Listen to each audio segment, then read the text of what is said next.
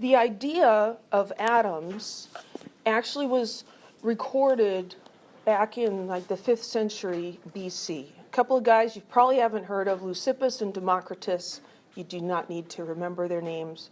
They recorded ideas of atoms. Democritus suggested that if you took a piece of matter and divided it into smaller and smaller pieces, eventually you would get to a piece that you could not cut in half, a small, indivisible, indestructible particle. And he called those particles atomos, and that's where we get our word atom. It means indivisible.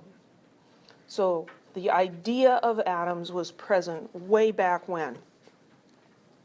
Well, unfortunately, those people living in that same time period didn't accept what Leucippus and Democritus were proposing. You've heard of Plato and Aristotle. They didn't hold with Leucippus and Democritus's ideas. They thought that you could just keep dividing matter infinitely. They were more popular, and so that set back science about 2,000 years. So in 1808, that idea of the atom was revisited. John Dalton, English scientist, he came up with what's known as John Dalton's atomic theory. And this theory says that each element is composed of tiny indestructible particles called atoms. All atoms of a given element have the same mass and other properties that distinguish them from the atoms of other elements. And atoms combine in simple whole number ratios to form compounds.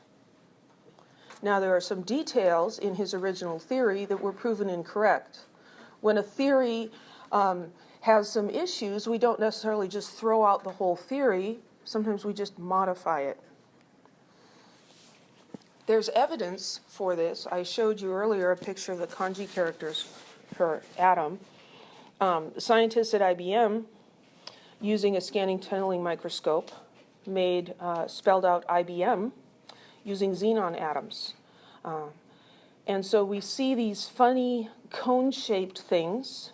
The reason that it's cone-shaped is distortion because of how the instrument works.